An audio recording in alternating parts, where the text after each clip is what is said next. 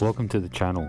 When I was starting out solo on a big ADV bike, there was a certain level of anxiety about getting caught out in a remote area, whether it be on steep loose hills or in a wet boggy valley. Being solo in areas without people or mobile reception, it's hard to commit to some routes when you get there to the top of a steep hill or a long bog hole and see something that sets off your alarm bells and has you turning around.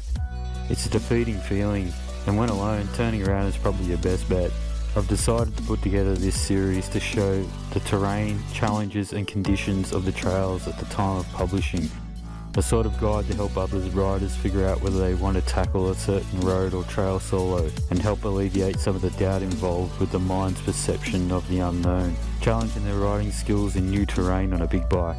At the end of the day, the safest way to attempt these routes is with a group, and always carrying some snacks, water, tools, first aid kit and some form of satellite communication on your person. There is no implied responsibility taken with this information. Motorcycling in any environment is a dangerous activity to be partaken in at your own risk. So sit back, grab a drink and enjoy as I show a particular dirt road or trail in its entirety that I've ridden lately, and I'll go through a short rundown at the end of the video pointing out conditions and challenges to look out for, rate each section on difficulty for myself as an average rider, and ultimately answer the question, is this route big bike friendly?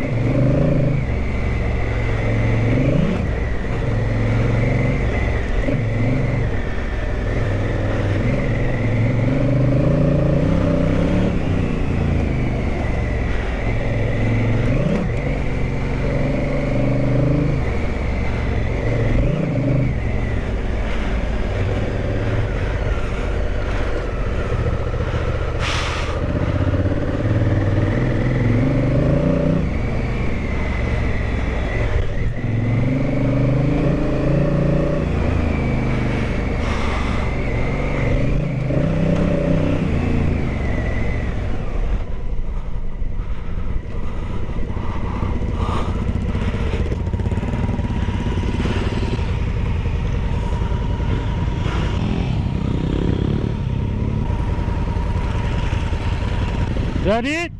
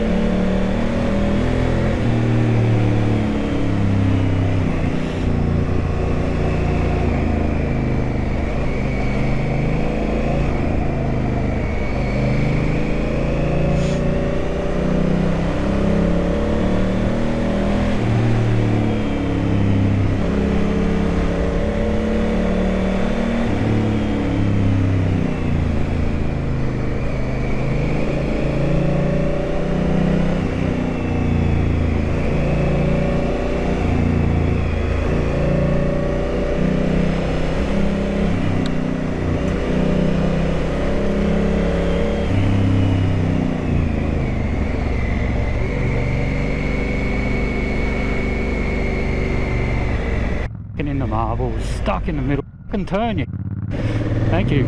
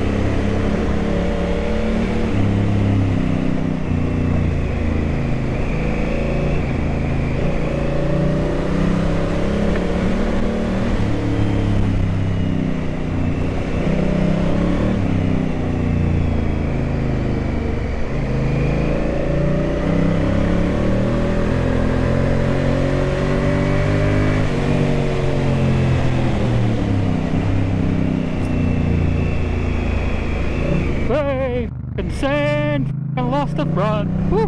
That was I was moving too.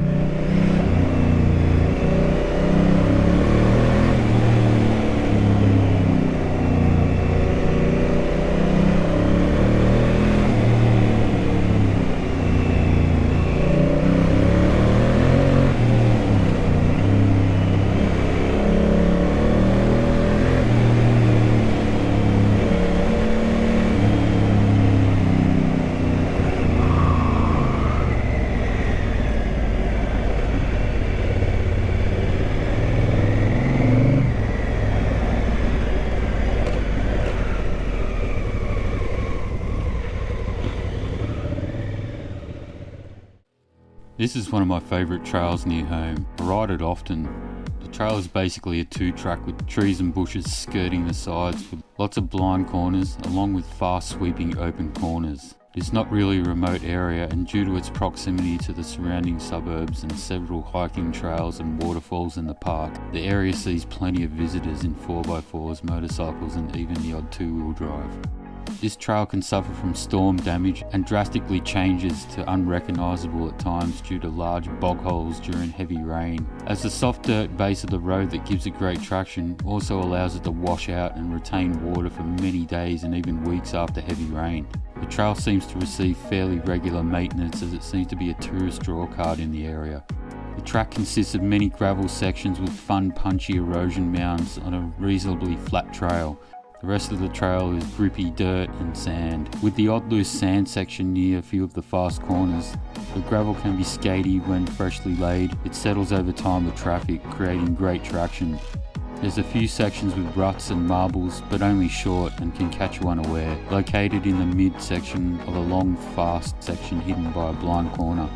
There is also a slightly technical sandstone ledge-based creek crossing. The ledges are only small, maybe a few inches in height, with a few lines available to cross it. The creek always has plenty of traction and always seems to have water flowing through it even when the other creeks in the area are dry. This trail is relatively easy and probably a 1.5 out of 5 on the scale of the hardest places I've ridden. Personally, I think this trail is definitely big bike friendly, even for beginner to intermediate riders. As long as the trail is in decent condition, you can take it slow or fast depending on how comfortable you are. At the time of publishing, the southern section of the trail from Turpentine Road is suffering extreme storm damage, with soft muddy bog holes and hidden washouts behind erosion mounds that require caution to navigate. Okay, thanks for watching. Hope to see you on the next one. Cheers.